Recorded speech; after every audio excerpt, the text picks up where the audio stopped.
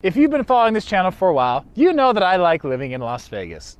But today, I'm going to talk about some of the reasons why you should not live here in Vegas. Also, if you guys are newer to this channel, I am a licensed agent here in Southern Nevada. So if you guys are looking to buy a home here, there's going to be a link down below that you guys can fill out.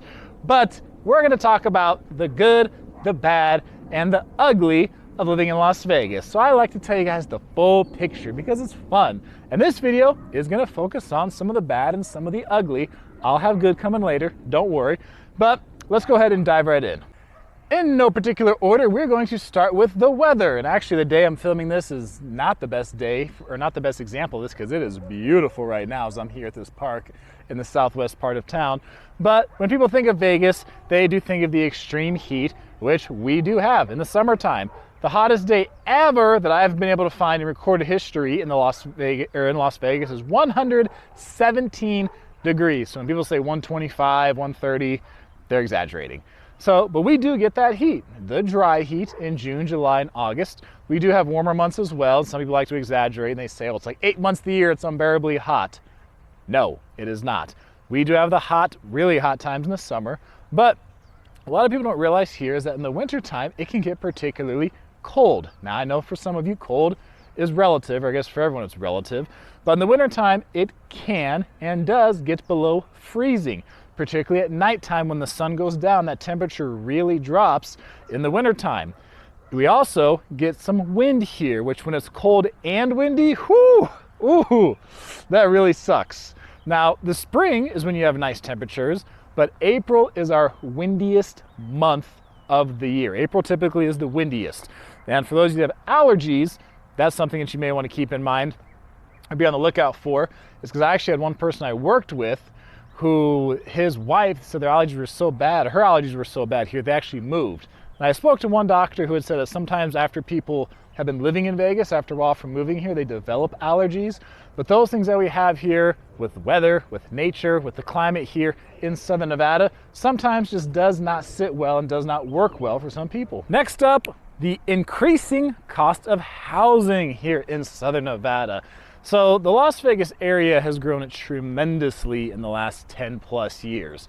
It's been kind of bizarre for me to see how much it has grown and just how much the state of Nevada in general has grown, but particularly the Las Vegas area.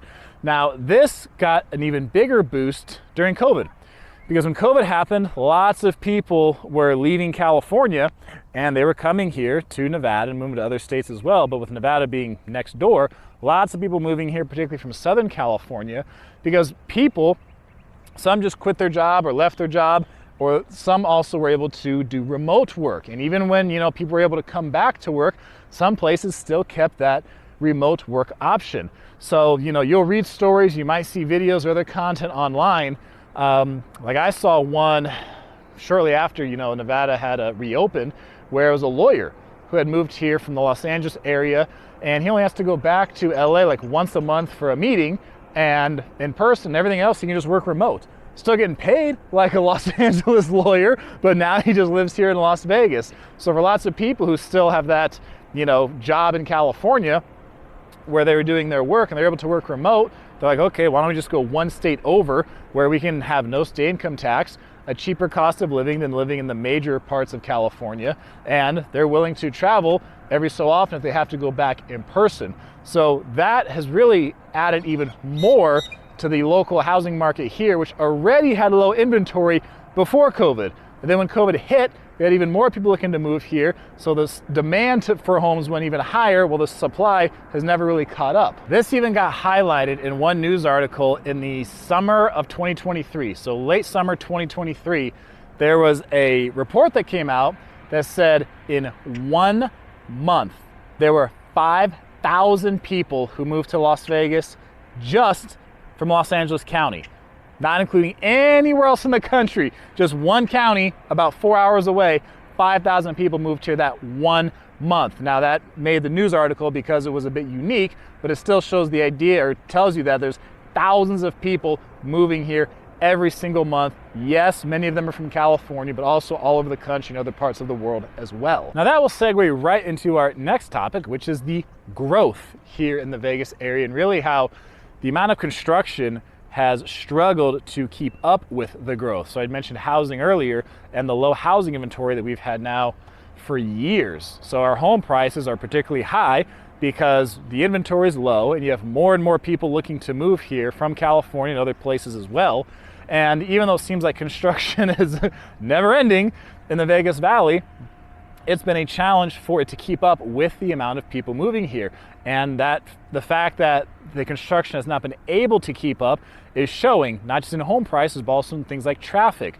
So traffic now is way more noticeable than it was, definitely over 10 years ago when I moved here, but really just in the last 4 years or so, just since COVID, the traffic has become more noticeable here in the Vegas area because COVID was something that helped, really encourage people to leave states like California and New York and move here. So there's been more change even in recent years, and the infrastructure has been we've been trying to keep up with the infrastructure, but it has been a noticeable challenge.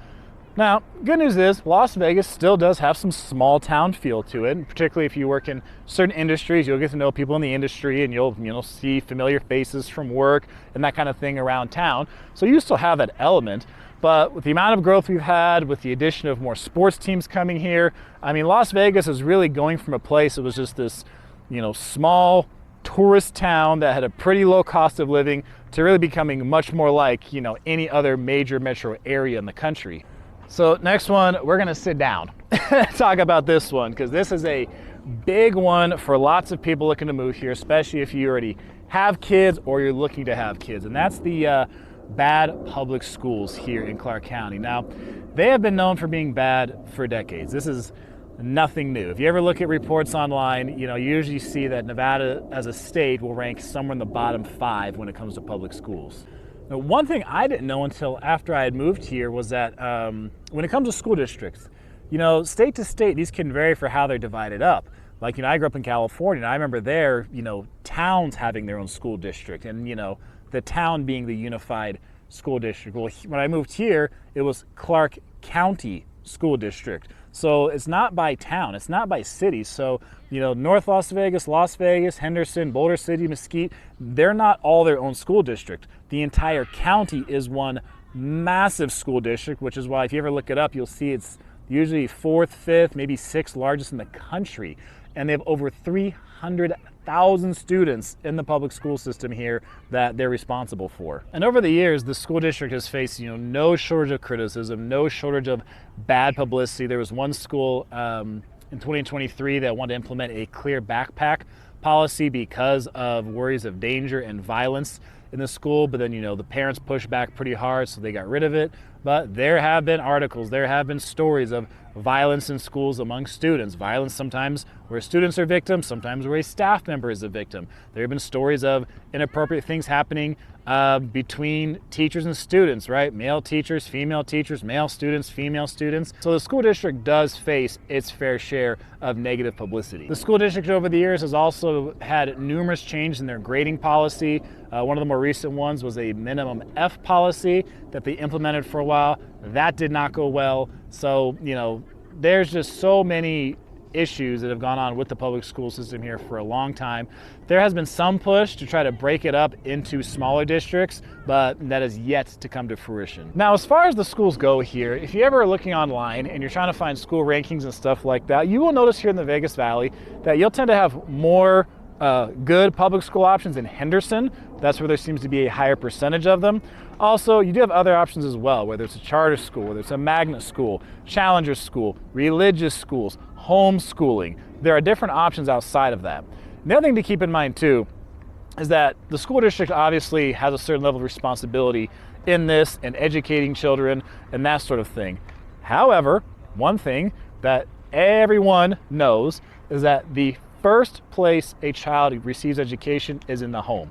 So the parent is ultimately responsible for the child. I am a believer that a strong household is more important than the school system, because even if the school system is subpar, the school system is mediocre, if the parents are involved in their child's life, if the parents are making a conscious effort to make sure their child learns and can help them learn and get a solid primary education, that is better and will get better results than a household that's got all kinds of issues, but a really good school system. Because if the household is not strong, then the school system can only do so much to try to help the student learn. But if the household is strong, the child is going to have a better chance of a better future because they have a stronger household, and even if the school system is not that great. Next up, healthcare. Alrighty, so healthcare here in Southern Nevada, big topic for really people of all ages, but probably a little more so for some of you that are a bit older or looking to retire and that sort of thing.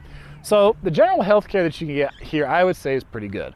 So the one thing though that can be an issue is if you need certain types of specialists. So if you're gonna go to the hospital and you have something that's pretty common, you need help with. I've been in numerous hospitals here and all the time. I've been living in Southern Nevada. I've been happy with the treatment I've got at the hospital, but depending on what you need, if it is something much more niche in the medical field, then you may have a difficult time finding a certain specialist here for it. You might only have a few to choose from. So depending on your situation, depending on your medical history and your background, you might be looking to having to go to some other major area nearby, whether that's Los Angeles, Phoenix, San Diego, or something like that, because here in the Vegas area, even though it's over 2 million people, they may not have someone in that field. Next up is the growing homeless population that we have seen here in Southern Nevada. Now, this is something that's really been happening across the entire country, particularly during COVID, or I should say after COVID. And Vegas is not immune to that by any means. Vegas is certainly not. So I'm seeing growth here in the Las Vegas area. So I'm in the southwest part of town at Nevada Trails Park.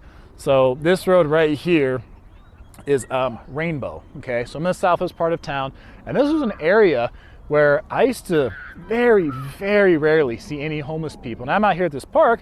It's a beautiful day. Families are out, kids are out. I don't see any of that here, but there are areas near here where I do notice more homeless people now that I used to never see.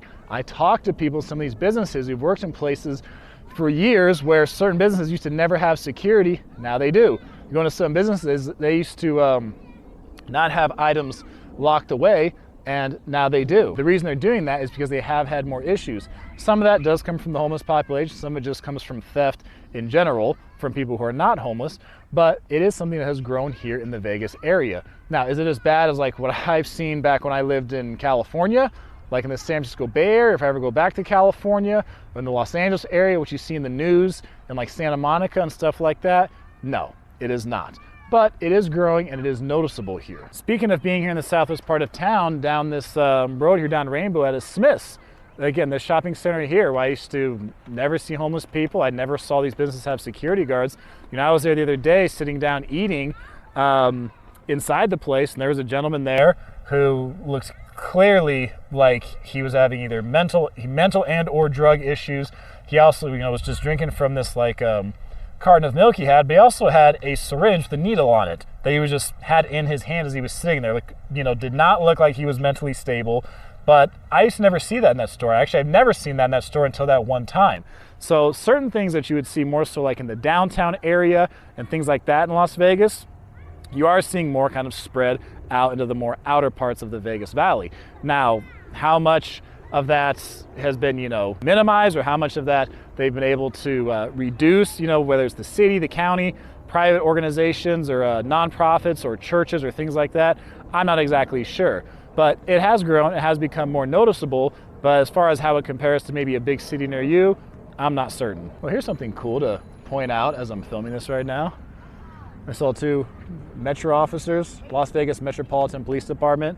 That's the, one law enforcement agency we have here. So the sheriff here in Clark County, that's their agency. They're responsible for the entire county. So they do have a area command not far from here. But I saw the vehicles parked here, and it looks like they're handing out stickers to the kids, is what I can see. So I saw 2 kids go up and get a sticker, and it looks like another family with 2 kids on bicycles. I'm guessing they're handing out stickers. Yeah, they're handing out something, so that's cool. Definitely did not expect that. Next up is high gas prices. Oh man. So when I came here from California, I remember gas being like $1 cheaper here than when I moved. So, but I think a lot of things pretty much compared to California are going to be cheaper no matter what. But in recent years, the gas prices here have gone up. I remember seeing a report, I think it was 2022 or 2023, how Nevada had the 2nd highest gas prices in the country as a state, right behind California. Now, I've seen other reports too where Nevada is not as high, but it's like number 5, number 6. So that is something that has gone up very noticeably in the time I've lived here, are the gas prices. And last but not least, here in Las Vegas, talking about the vices, right? So stuff like alcohol, stuff like gambling. Because what is the history of Las Vegas? This area was largely built on doing things here that were not legal in other parts of the country. So if you've got a compulsive personality, an addictive personality, if you're already struggling and making bad decisions in your life, then this may not be the place for you. Because in a place where we have 24-hour alcohol, we have 24-hour gambling.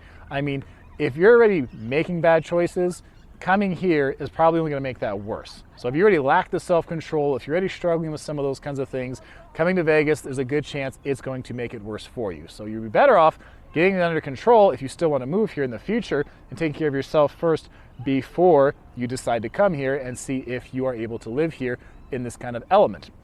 Now, it is a choice. Okay, many of the locals who live here don't gamble. Many of them are not big drinkers. Many of them don't go to the strip. The majority of them hardly go to the strip at all. So you live here, it is a different kind of life.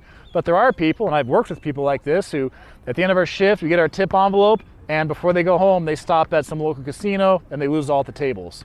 There's people who do that. There's people who've done that for years here, for decades in Las Vegas, where they get their cash and money, they make their tips for the day, and they just blow it. Some people do that. It's not a great way to live life, but there are people who do that, and we're all adults and we have to make our own choices. So if you are someone like that, it's probably better for you to stay away. That's gonna wrap it up here, guys. And man, were you guys giving out stickers? Yeah. That's what I thought it was. You want one? Huh? Do I want to? Sure. Let me see if they're. If you're out, no big deal. I was back there on camera talking. We're out, I'm sorry. That's okay. Hey, you got a YouTube channel? I do have a YouTube channel. I recognize you. Well, thanks, man. Well, don't worry. I got you guys in the background giving out stickers. I even pointed it out. So, hey, stay safe, guys. That's cool. Shout out to Metro for giving out the stickers to the kids here at the park. I picked a good day and time to come film.